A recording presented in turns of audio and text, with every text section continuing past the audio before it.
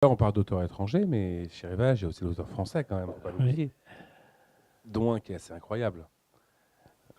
Ça c'est assez incroyable quand même, comme livre, puis deux comme histoire. Ben oui, c'est son. Ben, Afed, oui, Afed, c'est quelqu'un, le premier livre que j'ai publié de lui, en fait, je l'ai racheté à un éditeur en province qui s'appelait Claude Franqueville. Et je l'ai racheté parce que Franqueville avait publié pas mal de livres. C'est le seul livre que je trouvais vraiment bien. Et c'est Robin Cook qui avait fait la préface, qui avait attiré mon attention sur lui. Et nos rapports ont débuté de façon assez étrange parce que quand j'ai racheté le livre, on m'a dit bon, on l'a fait ci, mais il est en prison. Ah bon, oui, il est en prison. Pourquoi? Pour braquage. Bon, très bien. Et puis, on sort le livre, et genre 6 mois après, d'un seul coup, on me dit dites donc, Afed, il est passé, Abdel Benotman, il est passé chez Rivage. Il n'était pas très content parce qu'il ne savait pas que son livre avait été publié, parce que l'ex-éditeur ne l'avait pas prévenu. Et c'est une jolie histoire parce qu'il est venu, on a discuté, et, et je me souviens, c'est un moment, je crois que je le raconte aussi, et du coup, je devais aller déjeuner quelque part, bon, et il m'accompagne à l'arrêt d'autobus. Et je lui dis, mais quand même, vous êtes content que j'ai publié votre livre? Et il me regarde, il me dit, oui, oui, je suis content, vous ne le savez pas, mais vous m'avez sans doute sauvé la vie. Ça, c'est un livre, quand j'ai vu la liste, je le connaissais pas. Objectivement, je le connaissais pas du tout. Donc, parlez-nous un peu, parce que celui-là, pour le coup, je le connaissais absolument pas. Bah écoutez, c'est un auteur argentin et euh, qui a écrit des choses, comment dire, enfin, il a un côté un peu Paco Ignacio Taibo dans ce livre. C'est très original, ça tient autant du roman d'aventure que du roman policier. Ça fait penser un peu au film de Richard Fleischer, Jean Bandito Caballero. Et je trouve que c'est un univers qu'on découvre qui est vraiment des paysans et qui joue, et en même temps qui ne sent pas du tout le folklore et que je trouve passionnant, quoi. Vous savez, c'est des livres que j'aime, alors donc c'est un peu difficile d'expliquer pourquoi. C'est un auteur, j'en ai publié 3 que je trouve très très passionnants. Donc, on va revenir sur un terrain très connu. On en parlait tout à l'heure. Jim Thompson. Donc ça, c'est une. Déjà paru celui-là. Je Oui, il crois. Oui, était hein. paru chez Engrenage International. Ouais. Vous avez entièrement refait la traduction, une fois de Non, plus. pas du tout, Non. parce que c'est déjà Engrenage, c'était Jean-Paul Gracias C'était déjà Quesada pas. qui D'accord. avait fait la traduction, donc au contraire. Lui, il a peut-être revu un peu lui-même sa traduction. Moi, en plus, je trouve que j'ai toujours pensé, et je ne sais pas si j'en pense ce que tu en penses, mais personnellement, c'est mon Thomson préféré. Pour moi, c'est mieux que 1275 âmes. Je trouve qu'il y a un dernier chapitre, je ne peux pas vous le dire, parce que qui est absolument incroyable. Et voilà, une dernière phrase inoubliable. Et c'est tout l'univers de Thomson, je veux dire, c'est-à-dire au début, vous avez ce jeune type qui arrive, vous croyez que c'est un étudiant, il rentre chez une logeuse, et puis il monte dans sa chambre, et puis il enlève, je me souviens plus, son dentier, ses trucs, ses lunettes et tout. Et en fait, c'est un type qui a 50 ans, qui est venu pour briser une grève. Enfin, il, il y a tout comme ça une plongée dans le noir. Et alors, vous savez, pour moi, Thomson, c'est celui qui va le plus loin dans l'analyse de la psyché humaine. Franchement, lui, ce qu'a dit Stephen King sur Jim Thompson, c'est tout à fait vrai, je trouve. Stephen King, il a fait une préface à un bouquin de Thompson, dans une réédition. Il a dit, moi, en tant qu'auteur d'horreur, je raconte des choses horribles, hein. Mais je sais qu'à un moment donné, il faut que je m'arrête, parce que sinon, je vais perdre mon lecteur. Donc, je sais quand il faut m'arrêter. Et la phrase d'après, c'est Thompson ne s'arrête jamais. Et c'est ça, je trouve que bon, pour moi, c'est un des plus grands. Alors, là aussi, parlons d'écriture, c'est intéressant parce que Thomson, c'est pas les romans les mieux foutus du monde, hein. Je veux dire que parfois sur l'intrigue, sur la construction, il y a des hauts et des bas. Mais je veux dire, je m'en fiche parce qu'il y a des fulgurances, c'est vrai, qui sont absolument inégalées et inégalables. Et donc, c'est pour ça, c'est une voix. Vous savez, les Américains, les Anglo-Saxons, ils ont un terme pour dire un auteur, qu'ils aiment, c'est est-ce qu'il a une voix ou pas? A voice. Et moi, c'est ce que je cherche. Et Thompson, c'est une voix, c'est la voix, c'est une des voix les plus fortes. Et enfin, le dernier, c'est celui-là. Je garde pour la fin. Pour donner la parole à Jean-Paul Gracias, qui l'a traduit.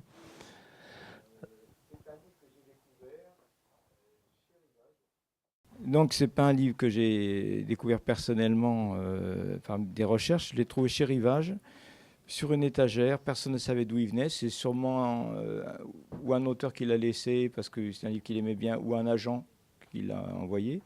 Et personne ne l'avait lu. J'ai lu la première page, j'ai demandé à l'emprunter pour le lire. Et j'étais enthousiasmé, évidemment. Je l'ai apporté à François, qui l'a lu, qui l'a adoré. Après, on a trouvé l'agent. L'auteur était mort depuis longtemps, mais l'agent a dit bah, faites-nous une offre. Je pense qu'il n'espérait pas que ça se vendrait un jour. D'ailleurs, c'est un auteur dont les 4 romans, il en a écrit 4, sont épuisés dans son pays, en Nouvelle-Zélande. Et il survit. En France, il y a 2 des 4 romans qui ont été publiés. J'espère qu'un jour, on pourra faire les œuvres complètes. Voilà. Je crois qu'il y a un signe là. Oui. Non, mais c'est celui-là, c'est pour moi, c'est l'équivalent de La Nuit du chasseur en Nouvelle-Zélande. Hein. C'est un bouquin absolument. Puis alors, en plus, cet auteur, il nous touche particulièrement parce que la seule interview qu'on connaisse de lui, il est mort assez jeune. Il a dit cette phrase terrible. Il a dit: j'espère ne pas être un de ces pauvres diables qui n'est découvert qu'après sa mort. Bon. Et alors du coup, justement, on parlait d'autres livres. Le futur de Rivage, il se dirige vers quoi alors maintenant aujourd'hui? Bah, écoutez, le futur de Rivage, déjà, on a un certain nombre d'auteurs qui sont, j'allais dire bien vivants, genre James Lee Burke, Stuart Neville, Martin Wetz et tout, donc qui continuent à publier des livres. Je veux continuer aussi, on va republier, refaire retraduire les derniers Thompson qui étaient à la série noire. Et puis, Elroy continue à écrire, il commence un nouveau quatuor. Il a commencé un nouveau quatuor parce que le premier volume est fini. Denis Lien est en pleine forme, il y en aura 2 l'année prochaine. Donc déjà, ne serait-ce que sur nos auteurs, entre guillemets, il y a déjà pas mal à faire. Et puis, bon, ben, en même temps, j'espère aussi toujours tomber sur la perle rare. L'idée de la collection avec Claude Chabrol a été venue de ça. C'était de dire, il y a des livres qui sont passés entre les mailles du filet, dont personne n'a parlé, et c'est dommage. Et il faut les faire connaître. Donc voilà. Et dans la jeune génération française? Ah bah oui, il y en a un qui est là aussi, Miguel Mention. Oui, oui. Non, il y a plein, Dominique Format, il y a plein. Vous savez, c'est un genre d'abord qui est quand même en bonne santé. Bon. Et puis, deuxièmement, ce que je trouve très très intéressant aujourd'hui, c'est qu'on n'a pas, justement, chez les jeunes auteurs français, il n'y a pas cette réaction qu'il y avait un peu dans les années 50. Certains auteurs qui travaillaient au Fleuve Noir ou des trucs et qui le disaient eux-mêmes. Hein, je ne suis pas en train de dire du mal d'eux. Même un grand ami comme Michel Lebrun qui disait un peu un polar, ça doit être vite écrit, vite lu. Et moi, je lui disais vite oublié. Non. Donc, c'est un genre littéraire que les jeunes auteurs revendiquent. Je veux dire, s'ils font du roman noir, c'est pas un accident. C'est pas. Et Manchette le disait très bien, lui aussi, quand il est arrivé au début, on faisait un roman pour se faire un peu d'argent en attendant de faire des choses plus sérieuses. Mais aujourd'hui, c'est pas le cas. Donc, oui, il y a déjà des voix qui se sont fait entendre, dont celle de Michael qui est ici, qui a eu le grand prix du roman de Beaune. Il y a Hervé Lecor, bon, qui a eu plusieurs prix. Et puis voilà, quoi. On reçoit beaucoup de manuscrits, il y a des choses intéressantes. Votre collection, quand vous regardez derrière vous, ça vous procure quelle sensation? Parce que quand même une vie comme la vôtre, avec, je reparle du livre comme ça parce que c'est une vraie leçon de polar. Même pour des spécialistes comme nous, comme des libraires, où on pense connaître les livres. Votre vision, votre biais nous fait découvrir un monde qu'on ne connaît pas trop. Alors justement, quand vous regardez derrière vous, Qu'est-ce que vous en retirez le plus? De la fierté, de la joie, de la... Oui, oui, oui, de la fierté, de la joie. D'abord, je pense que j'ai eu une chance incroyable, parce que c'est sûr que quand j'ai commencé Rivage Noir, bon, en plus, c'est pas qui l'ai créé, bon, j'aurais jamais pensé arriver au numéro 1000, hein. Je veux dire, c'est quand même, c'était presque un rêve impossible. Et puis, c'est de la joie, pas dans le sens où ça a été, ce que vous avez dit tout à l'heure, ça a été finalement tout le temps des rencontres. Tout le temps des rencontres. C'est-à-dire que, y compris aujourd'hui, quand je parle de Martin Wetz ou Stuart David, qui sont des nouveaux noms, c'est vrai qu'aujourd'hui, on les fait venir, on les connaît, par Internet, on peut parler et tout, et que c'est comme une famille qui s'agrandit, c'est très enrichissant. J'ai eu aussi cette chance, c'est vrai que c'est Robin Cook qui m'a parlé de Ted Lewis en me disant toujours, moi je lui disais, t'es le plus grand auteur de romans d'horreur, il me disait non, c'est Ted Lewis, c'est Vettering, il m'a amené Wilford, c'est etc. etc. Donc il y a eu, c'est Westlake qui m'avait parlé de, j'ai oublié son nom, le hold-up du siècle, etc. Donc ça a toujours été passionnant.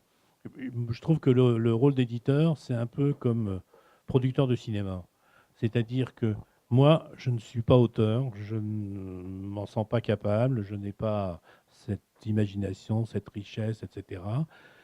Et donc, le rôle d'éditeur, c'est quand même accompagner, aider à faire connaître, ou comme Goodies, qui aujourd'hui, parce que alors, franchement, c'est nous qui l'avons fait, à sortir de l'oubli des grands noms, c'est parfaitement gratifiant. Je veux dire, c'est complètement gratifiant. Donc voilà, je dis que c'est une. Oui, je suis fier et heureux, et je tiens à redire, c'est vrai, je pense que j'ai eu aussi beaucoup de chance.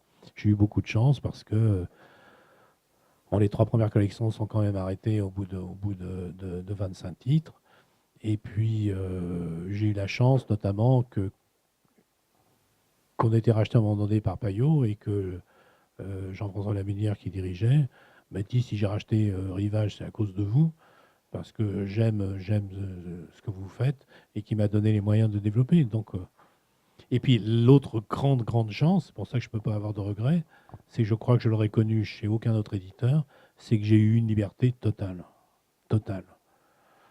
Ça, c'est sûr que je ne suis pas sûr que dans une collection comme la série Noire, on m'aurait permis de publier Noir comme un souvenir, une histoire de safari en Afrique, au milieu de romans policiers. Donc, il me faisait confiance. Donc, c'est vrai, j'ai pu publier chez Rivage Noir les mémoires d'Howard Fast, j'ai pu publier le livre sur Achille Hamed de la petite fille, de la fille d'Achille Hamed, enfin, etc. J'ai pu publier les chroniques de Manchette, qui sont évidemment des chroniques, et sans que personne n'y trouve rien à redire, parce que c'est peut-être ça dont je suis le plus fier, la réussite, c'est que la notion d'auteur dans cette collection est importante. Les gens disent pas tellement finalement c'est une collection de polars, les gens disent c'est bon, c'est une collection d'auteurs, quoi, c'est une collection littéraire. Mais je m'en fous que ce soit littéraire ou pas, d'ailleurs, je veux dire, c'est simplement quoi. Écoutez, merci. C'est juste pour finir, si pour vous c'est une fierté en effet d'avoir fait travailler, d'avoir fait connaître les auteurs, c'est en tant que nous, en tant que libraire aussi, une fierté de continuer ce passage jusqu'au client, parce que du coup, voilà, c'est une vraie fierté de vous recevoir aujourd'hui Merci à vous. et de faire connaître tous ces auteurs. Merci beaucoup. Merci.